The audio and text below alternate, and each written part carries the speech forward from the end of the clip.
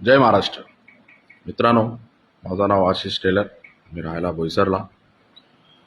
आता सध्या जो गाजलेला मुद्दा आहे मराठी भाषेचा, त्याच्यामध्ये मराठी सक्ती ही संपूर्ण महाराष्ट्र राज्यामध्ये असलीच पाहिजे या मताचा मी आहे. पण सदर मराठी माणसाचा जर महाराष्ट्रामध्ये विकास करायचा असेल तर त्याच्यासाठी शासनाने अजून बरीचशी पावलं पुढे पाडली पाहिजे मराठी माणसाकरिता. यासाठी मी आजचा हा छोटासा व्हिडिओ बनवत आहे. असं बघितलं तर मराठी माणूस हा मुंबईपासून कमी झाला. नालासोपारा, विरार, वसई त्याला बाहेर पडावं लागलं. का? आर्थिक परिस्थितीमुळे.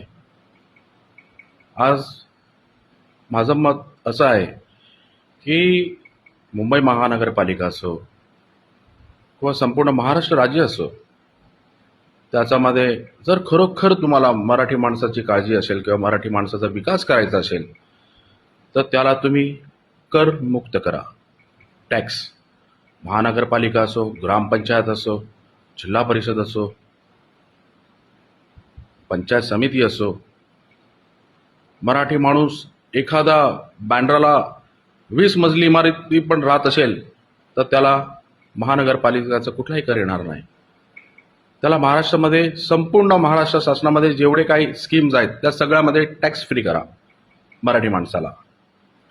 एखादा 10,000ची नोकरी करणारा मराठी माणूस सुद्धा बांद्र्यात 20 मजल्याची बिल्डिंगमध्ये राहू शकतो. पण ते केव्हा? जर त्यांना टॅक्स मुक्त केलं तर. त्या व्यतिरिक्त महाराष्ट्र राज्यामध्ये जे काही कामं निघतात, कॉन्ट्रॅक्ट असतात, टेंडर असतात, ते संपूर्ण मराठी माणसाला द्या, जेणेकरून त्यांची आर्थिक परिस्थितीतून ते सुधारतील, वरती येतील. पेट्रोल असो, डिझेल असो, गॅस सिलेंडर असो, रेल्वेची तिकीट असो, बसची तिकीट असो, जे काय सिस्टम आहे महाराष्ट्रामध्ये त्याच्यात मराठी माणसाला सगळ्यातून टॅक्स फ्री करा. बघा, मग आपला मराठी माणूस हा महाराष्ट्रामध्ये आर्थिकदृष्ट्या, मानसिकदृष्ट्या हा त्यांचा विकास होतो की नाही बघा.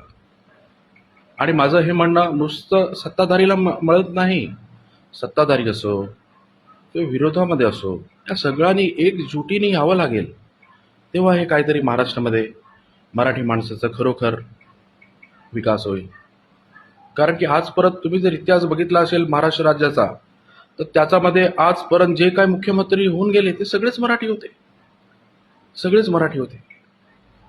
मग हे काय, मला असं वाटलं कसं सगळेच पुढाऱ्यांनी, जो सत्तेत असेल की नसेल, त्या सगळ्यांनी मिळून जर विचार केला तर खरोखर मराठी माणसाचा विकास होईल.